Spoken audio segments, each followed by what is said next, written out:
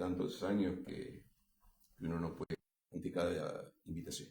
Bueno, Germán, muchas gracias por la atención. Y bueno, ¿te gusta cómo se está jugando en este momento? ¿Qué estás haciendo? Un tipo que vivió así animadamente el fútbol, jugándolo, practicándolo, siendo técnico. ¿Cómo son tus horas ahora? ¿Seguís mirando, mirás todo el fútbol local, internacional? ¿Te estás nutriendo? Sí, sí, sigo todo el fútbol. Sigo el fútbol de la Liga, por supuesto el Federal A, detrás del 9. Bueno, también miro, lo sigo de cerca a la B Nacional y fundamentalmente a los clubes de primera, ¿no? Pero bueno, siempre a la distancia. Realmente salí del sistema porque, bueno, creí que había llegado mi hora para dar un paso al costado y no estoy arrepentido de haberlo hecho. Exactamente. Bueno, hablando del paso al costado, ¿no? En una vorágine de esta historia que tienen los técnicos, donde si la cosa no funciona, no hay proyecto, los resultados realmente son los que van manejando absolutamente todo el sistema. ¿Qué percepción tenés sobre esto? Donde prácticamente uno está eyectado en una silla donde no le pertenece o es temporario. Sí, bueno, yo tomé la decisión de dejar el cargo de entrenador porque, bueno, lo creí conveniente, pensé que había un ciclo que se había cumplido y realmente no tenía más ganas de dirigir, no lo estaba disfrutando. Y bueno, ya hace más de 13 años que dejé la actividad y que bueno, que estoy convencido que salvo excepciones, hoy el fútbol está preparado para recibir a gente más joven, entrenadores más jóvenes, más preparados, con mucha más tecnología que la que teníamos nosotros. Así que bueno, creo que hoy el fútbol, vuelvo a repetir, salvo algunas excepciones, hay entrenadores jóvenes que están dando la talla en todas las categorías. Mm. Por supuesto que hay algunas excepciones de entrenadores que todavía siguen dirigiendo en el fútbol argentino, pero bueno, te vuelvo a insistir, creo que hoy la pauta la marcan los entrenadores jóvenes. Germán, por supuesto que uno no le escapa a la parte de la tecnología que es muy importante porque hay datos, porque hay números y para reflejar quizás, no sé si un rendimiento de un futbolista, pero sí cómo está preparado ese jugador para asumir responsabilidades profesionales. Hay prácticamente una serie de elementos que hoy cuentan con mucha información. Esa información, ¿te parece que a veces es mucha para un jugador? ¿Es demasiado? Porque el jugador cree que va perdiendo también su propia esencia, que tiene que obedecer permanentemente lo que el técnico dice y no hay esa rebeldía por parte del jugador como para resolver algún problema que uno quizás desde arriba, desde la tribuna, uno piensa que puede ser diferente, pero que se encuentra por allí con esa disciplina o con esa palabra del técnico que te va formateando de una manera determinada. No, yo lo que creo, René, que el fútbol ha cambiado radicalmente. Todavía existen los jugadores que ponen un poco de rebeldía, que salen del formato clásico, pero en definitiva yo creo que todo suma, ¿no? Hoy el entrenador tiene que estar preparado para brindarles a sus jugadores todo tipo de información, no solo del equipo propio, sino del rival. Hoy la tecnología te permite todo eso. Y yo creo que bienvenida sea la tecnología, ¿no? Creo que le suma al jugador, al entrenador, para estar con conocimiento más claro, y no como cuando jugábamos nosotros, que no teníamos esa tecnología y por ahí yo creo que dábamos un poco de ventaja en ese aspecto. Hoy el jugador está más interiorizado de todo, ¿no? Exactamente. ¿Cuál es tu percepción sobre lo que significa el tema del VAR?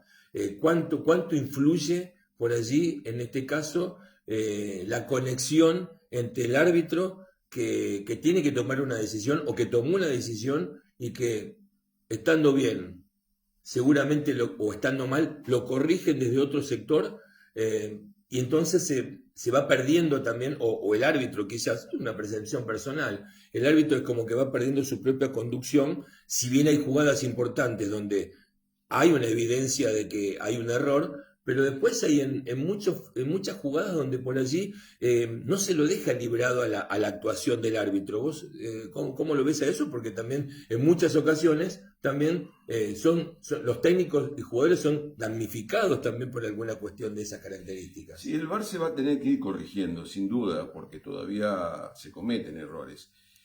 Vos fíjate este fin de semana el penal que no le dan a River, que no lo corrigió el VAR. Es ahí donde hubo un error.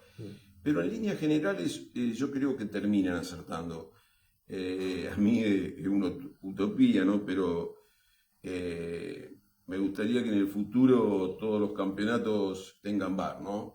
Vos fíjate lo que le pasó a este chico de 9 de julio, Ramírez. Pablo Ramírez. Que ese muchacho, si hubiera estado el VAR, no hubiera sido expulsado bajo ninguna circunstancia. Así que bueno, en línea definitiva creo que también le doy la bienvenida al VAR, porque por más que cometan errores, son más los aciertos que los errores. Exactamente. Te metiste solito en el tema 9 de julio, que por supuesto para vos siempre es una cosa muy especial.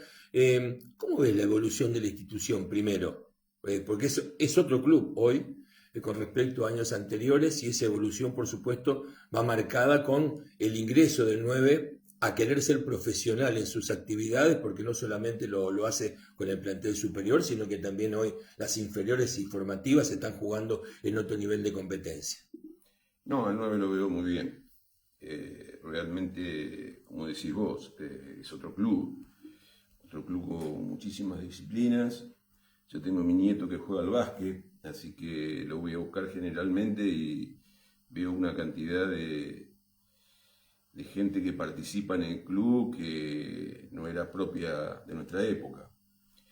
Así que sí, lo veo realmente muy bien en lo institucional y también en lo deportivo. El 9, inclusive en el Federal A, ha sido protagonista los últimos años.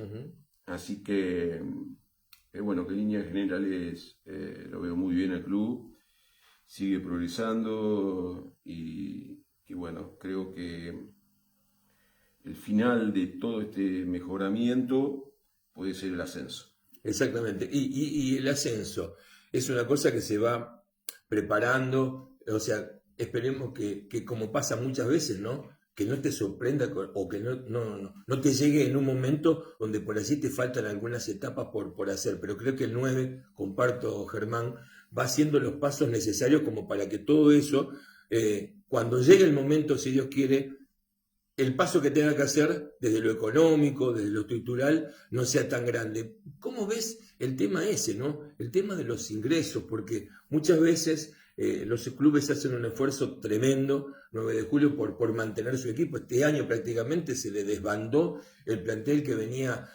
ganando el ascenso, que venía jugando los 2 primeros torneos.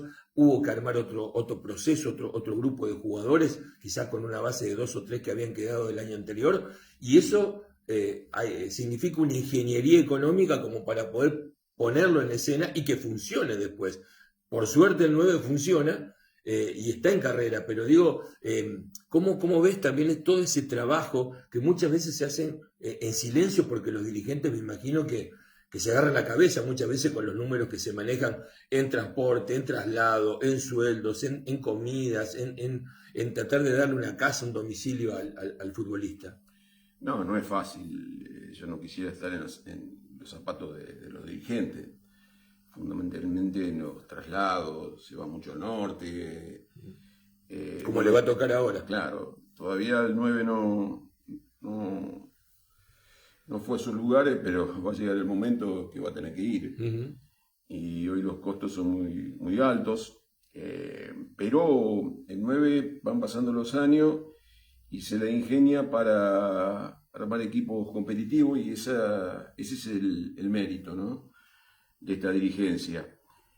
y bueno, también tuvieron la inteligencia y la sabiduría de mantener cuerpos técnicos, que en otra época eso no se privilegiaba. Primero fue Maxi Barbero, que hizo una campaña bárbara, y ahora Marcelo Varela, ¿no? que bueno, que realmente lo veo muy bien, muy aplomado, muy del riñón parecería, porque siente a 9 como cualquiera de nosotros. No me gustó la duda que tuvo hace un par de semanas en su continuidad, porque yo creo que lo mejor que le puede pasar al 9 hoy en el Federal es darle continuidad a Marcelo. Los proyectos con continuidad generalmente terminan bien. Exactamente, y además se suma el proyecto de informativas.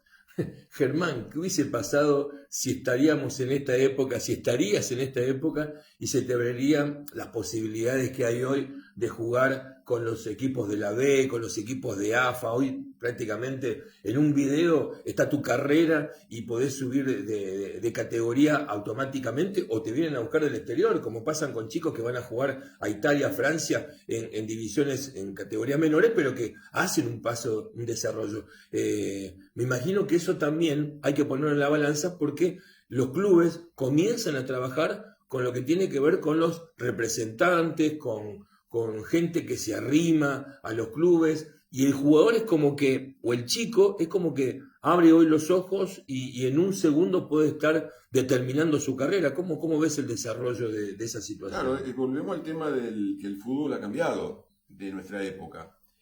Yo vi el otro día que había jugadores jovencitos que venían del norte de la provincia a jugar al 9. Y bueno, y eso es muy importante, tener las divisiones formativas jugando a ese nivel, te da otro roce. Así que bueno, todo suma. O sea, yo veo que los equipos de Rafaela, Atlético 9 y Benur trabajan de una manera muy buena, por eso están donde están. Benur a corto plazo va a pegar el salto otra vez al Federal, porque es otro club que trabaja muy bien. Y bueno, cuando vos trabajás con seriedad, como no solo estos 3 clubes, porque en Liga Rafaelina también se trabaja muy bien, solamente que hay veces que determinados clubes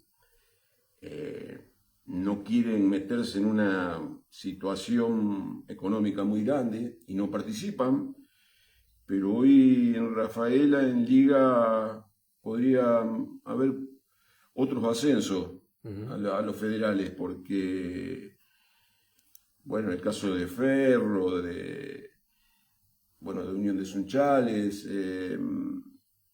la mayoría de los equipos de Rafaela trabajan muy bien. Siguen la línea que empezó Atlético, que continuó Benur, y también después se le sumó el 9.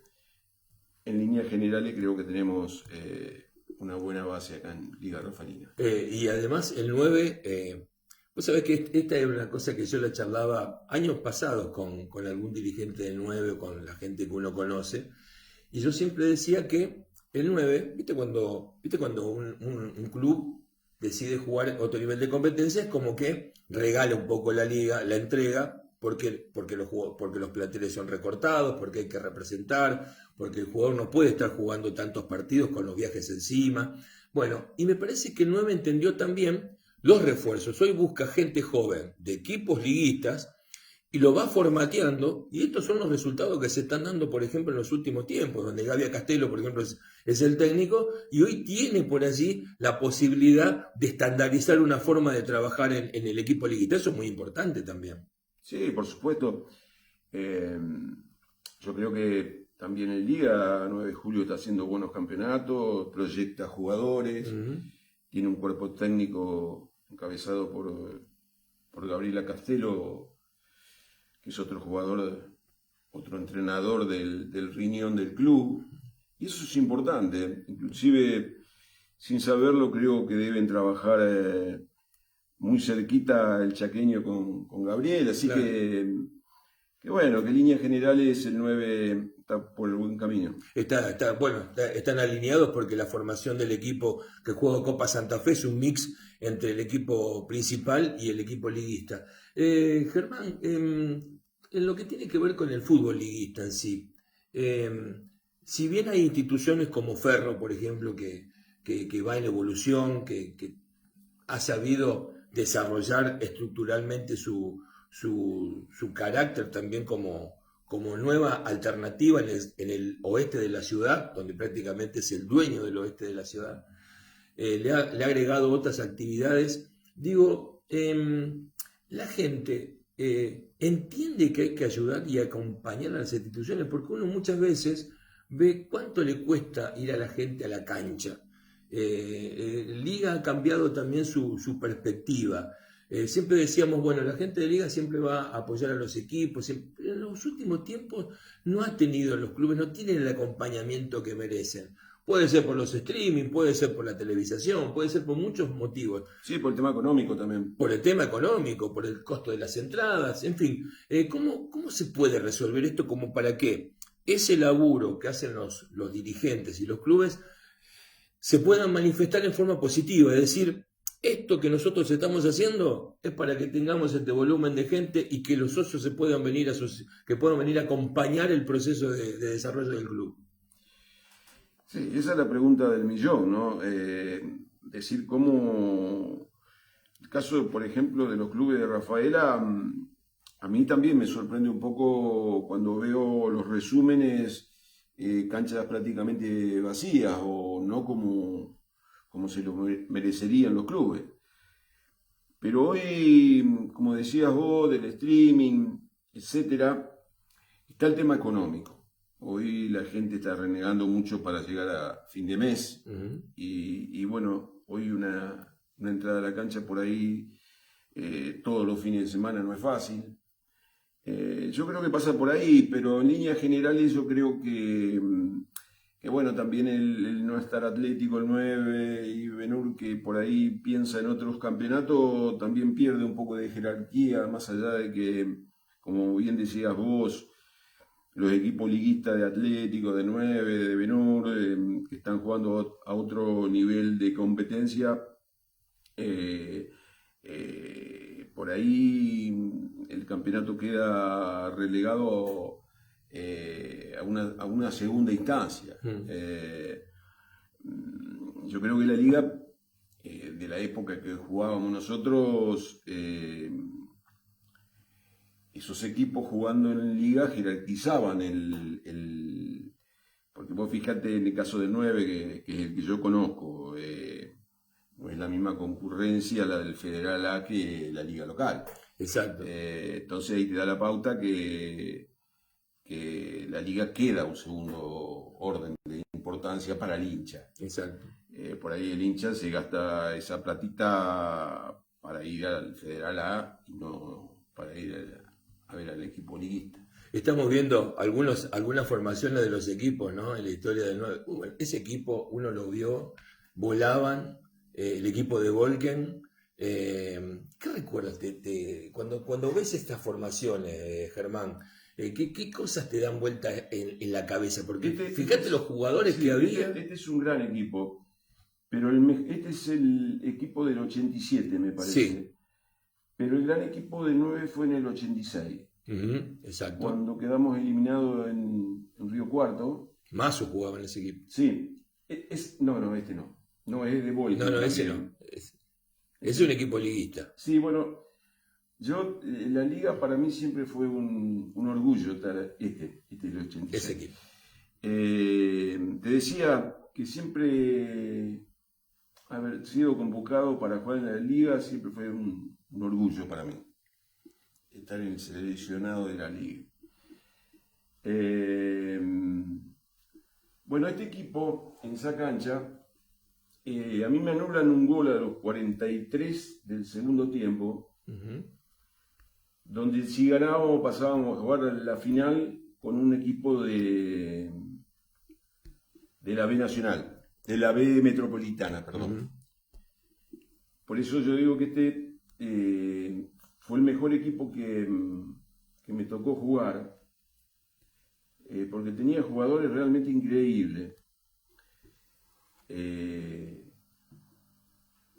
Ahí está Gerol, Carabelli y Rosendo, que eran los marcadores de punta. Araza y Resteri, Araza es el padre del árbitro. Exacto, de Nazareno. Y ahí falta el cordobés Vallejo. Sí. Después en el medio jugaba Cinquino, el Quito Trejo y yo, pero ahí falta Mazo también. Falta Mazo. Que era un crack Mazo. Y la delantera la mejor que yo vi. Giordano, Walter Gómez Riveri era la mejor delantera que yo tuve la fortuna de estar ahí muy cerquita de ellos, porque era el enganche, tenían una capacidad de gol terrible. Pero ese es el famoso año donde nos pasó durante 7 partidos lo mismo que le pasó al 9 en San Francisco.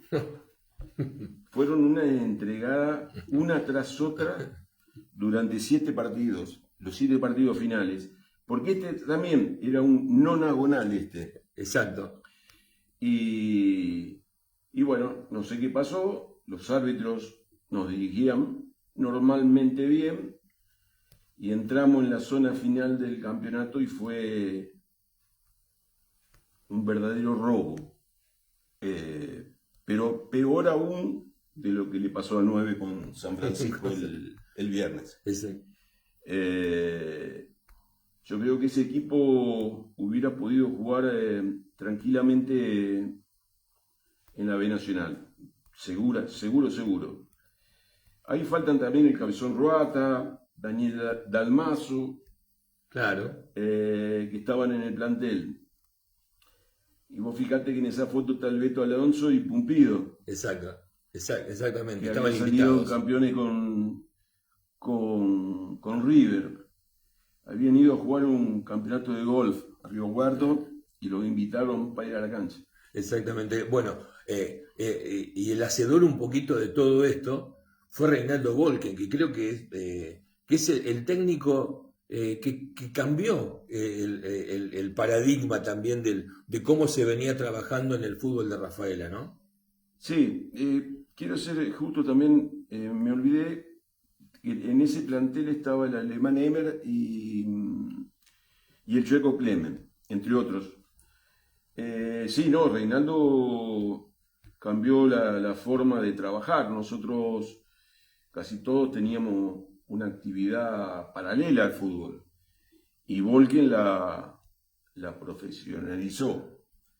Así que sí, fue un antes y un después. Tuve la suerte de ser amigo personal de Reinaldo. Y sí, le cambió la historia no solo al 9, por donde pasó Reinaldo. Sí, totalmente. Porque pasó por Sportivo, por Atlético y todos los lugares donde fue. Él venía de tu querido Unión, de salir subcampeón. Esa final con River. Con River. Estelic, cuando remate y el gran Pato Filó se lo gana y pierde el campeonato porque el gol de visitante era doble. Lo hace Alonso en cancha de Unión y Mazzoni lo hace de tiro libre. Yo estuve ese día en la cancha. Sí, hacía un calor impresionante, la gente se descomponía. Y Reinaldo me contó una historia, que si querés te la cuento. Sí, cómo no. Ese partido, Unión ganaba 1-0 con un gol de Mazzoni de tiro libre, y se venía River, y se venía. Y el presidente del club, no me acuerdo quién era. Corral. Sí, puede ser. Se acercó al banco y le dijo a Reinaldo, te corto la luz. Porque se venía a ver el empate. Y Volken no quiso. Y después de eso vino el empate del Beto Alonso de cabeza. Sí. Y bueno, por ahí podía haber cambiado la historia si no era correcto, pero es la anécdota que siempre me contaba Reinaldo mano a mano, que por ahí, si cortaban la luz, Unión, es muy probable que hubiera sido el primer campeón de Santa Fe. Exactamente, bueno, también le habrá pasado algo parecido a Talleres de Córdoba contra tu querido Independiente, esa noche que se quedan con tres Sí, lo que pasa es futbolistas que menos. esa época parece mentira, pero no era algo que no se hacía. Se hacían un montón de Se hacían, partidos. exactamente, Y se exactamente. terminaban y quedaban un par de minutos y no se jugaba más. No se jugaba más. Porque el gol del Beto Alonso creo que fue a los 43. Era prácticamente segundos, sobre el final. sobre el final. Y era la época que no se adicionaba mucho. No. Era un par de minutos. Un par de minutos y nada más. No se iba a jugar más ese partido. No, River no lo jugaba más, aparte tenía Sí, la base de la Reinaldo selección. me decía, hay que ver la predisposición que tenía River si hubiera ido 1-0 abajo. Claro. En el partido con Claro, River en Buenos Aires. Claro, en el global. Él pensaba que River iba a plantear otro partido si hubiera perdido con Unión en el partido de ida. Claro, fue más conservador. Germán, de tu época, de tu época gloriosa de jugador, terminaste en Ben-Hur y en Ben-Hur la rompiste. La rompiste, partidos extraordinarios, un equipazo también que pasó a la historia. Hay alguna fotito por así de ese Ben-Hur. Contanos alguna anécdota que te guste o que puedas contar de tus vivencias en el campo de juego, porque has estado permanentemente jugando en Liga Rafaelina, pero estuviste también en otros clubes y en otro nivel de competencia. ¿Alguna experiencia, algo que lo puedas contar que hoy sería llamativo o una perlita de esas que seguramente la cuentan todos? Sí, yo más que una anécdota quiero aprovechar estos momentos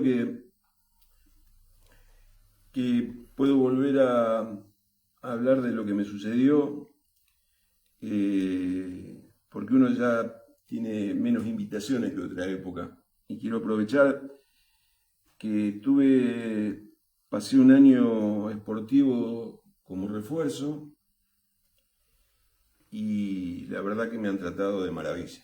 Y esas cosas me gustan agradecerlas. Y bueno, y después en Ben-Hur jugué los últimos 5 años de mi carrera y también me han tratado como si hubiera nacido enfrente de la cancha. Por eso nunca me olvido de esos pasos que tuve como jugador y quiero agradecer, porque no era sencillo pasar a clubes como Sportivo, Popular como pocos. Sí. Y bueno, y después Ben-Hur, que bueno, tuve un problemita con un dirigente del 9 y me tuve que ir lamentablemente, pero gracias a Dios se me puso en el camino Ben-Hur y realmente que tuve 5 años inolvidables. Y siempre me gusta agradecer porque yo siempre digo que en mi casa me cerraron la puerta y bueno, tuve la oportunidad de pasar a estos dos clubes que no me canso de agradecer porque yo estaba muy identificado con el club, Claro. con el 9. Pero bueno, yo de esas cosas no me olvido. Soy muy agradecido en ese aspecto. Así que más que una anécdota que me pediste vos, quiero agradecerles a estos dos clubes que me abrieron las puertas. Exactamente. Y para ir terminando, más o menos, ya ir tirando la última línea, ¿antes se jugaba mejor que ahora? Éramos mucho más románticos en lo que tiene que ver con las posiciones, con los espacios. ¿Te gusta más aquello o te gusta más esto? Qué buena pregunta. Yo creo humildemente que se jugaba mejor antes. Por ahí uno escucha y dice, che, no se marcaba tanto. Por eso se destacaban algunos jugadores. Yo la verdad que no recuerdo un partido en mi vida que no me hayan marcado. No lo recuerdo. O sea que hay más marca ahora que antes, eso no lo creo. Pero volvemos al tema de que el fútbol ha cambiado.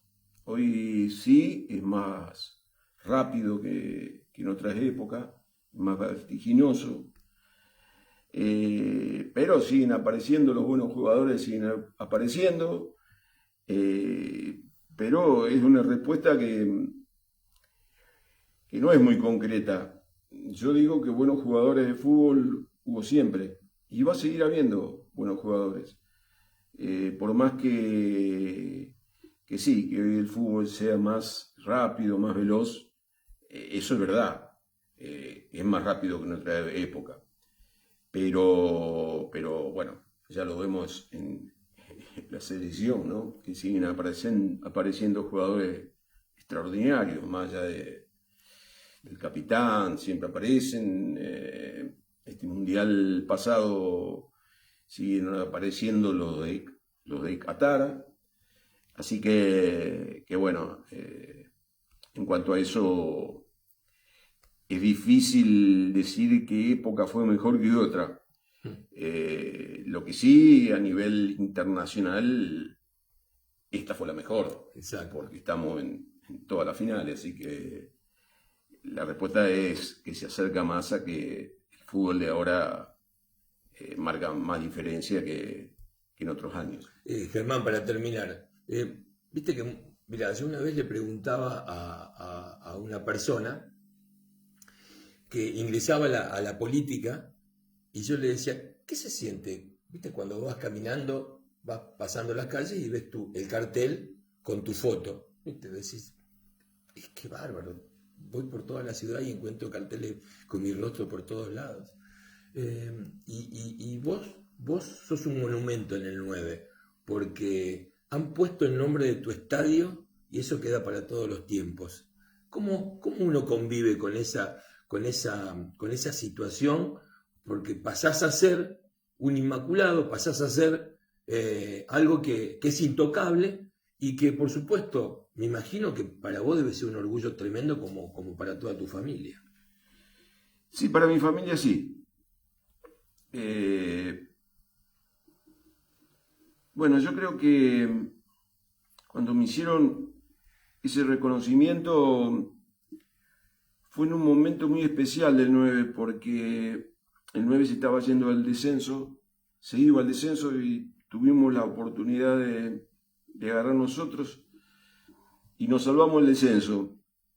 Había que sacar, creo que el 80% de los puntos y lo sacamos. Y ahí fue una propuesta de Diego Peiretti. Que te está mandando saludos en este momento. Ah, mirá vos, sin saber. Fue una propuesta de él. Tuvimos varias reuniones. Yo insistía que era demasiado reconocimiento. Y bueno, después de muchas reuniones llegamos a un acuerdo de que les dije que sí. Pero también quiero aclarar que ya en aquel momento no sé si era exactamente justo, porque bueno, por el Club 9 de Julio han pasado jugadores, dirigentes. Yo lo digo con todo el respeto, que han hecho mucho más que yo, y sin embargo no tuvieron el reconocimiento que sí tuve yo. Estoy agradecido, pero bueno, a la vez tengo la sencillez de decir que me parece que se le fue la mano. Bueno, pero es un lindo mismo. Y para cerrar, Germán, ¿quién es tu ídolo en el fútbol liguista? ¿Quién es tu ídolo en el orden nacional e internacional? Tus ídolos, tus referentes, tus espejos, las personas que vos dijiste, yo quiero ser eso o soy eso. Bueno, acá de Rafaela siempre me gustó mucho José María Ruata. Por más que él era menor que yo, siempre fui compañero de él, lo dirigí a él, y fue sí, uno de mis ídolos. a nivel nacional a Luogo Chagocini. También me gustó mucho siempre Francescoli. Y bueno, no voy a ser muy original, pero el capitán de la selección es alguien muy especial. Exacto. Para todos, no solo para mí. Ha dejado una huella que nadie la va a poder superar. Pero bueno, por ahí pasan. También en el orden local, cuando era pibito, Miguel Rossetti, Ricardo Bodio, toda gente que yo veía de afuera, que me gustaba verlos jugar en el 9. Que no tenía nada que ver con tu juego. No, pero tenían una entrega que era muy particular y también fueron parte de mi infancia. Germán, yo te quiero agradecer muchísimo este momento que nos hiciste pasar aquí en el programa, hablando de la actualidad, recordando también y evocando lindos momentos de tu carrera y fundamentalmente siempre hablando de fútbol, siempre hablando de los buenos tiempos y de los tiempos difíciles también, porque nunca ha sido fácil, porque siempre hay que remarla, porque siempre hay que recomenzar. Y yo creo que siempre es bueno escuchar a personas que han estado allí, que han estado en el lugar y que han tenido todo. Es decir, han tenido las mieles de la victoria, han tenido que morder el polvo también de las derrotas, pero que fundamentalmente no han dejado de ser lo que son. Excelentes personas, excelentes profesionales y gente que es muy querida en la sociedad. Yo te quiero agradecer muchísimo tu atención. No, René, mirá, a esta altura de mi vida, uno le agradeces uno cuando te invitan a una entrevista. Y bueno, estoy en El Espectador, donde tengo gente que aprecio mucho también, como Néstor, como Diego. Te mando un saludo también, Néstor. Como Lauti, Lautaro. Gente con la cual uno compartió muchas cosas, las buenas y las malas. De todas maneras, siempre se pierde más de lo que se gana. Es una frase que es real. No es solo mía, sino no solo lo que me pasó a mí, sino a la mayoría, porque en el fútbol es así. Pero bueno, te reitero, René, sabés que compartimos muchos momentos en viajes. Y bueno, sos una persona muy querida. No por nada te dicen el señor Liga. Bueno, ahora ya no tanto. No tanto, pero me corrieron un poquito. Escucho. Bueno, muchas gracias. Así que bueno, les deseo a todos mucha suerte, muchas gracias y éxito. Muchas gracias por la atención, Germán. Pasó el gran Germán Solterman aquí por los micrófonos de Radio El Espectador, del canal de YouTube de Alas Contenido. Por supuesto que nos alegramos mucho de que hayamos compartido este diálogo con el gran Germán Solterman. Gracias a Franco Gatti, a Ariel Chávez, a Tomás Sosa. Por supuesto que nos estamos encontrando la próxima semana con más Código de Juego por la 1001 de Rafaela. Muchas gracias por la atención, muy amables.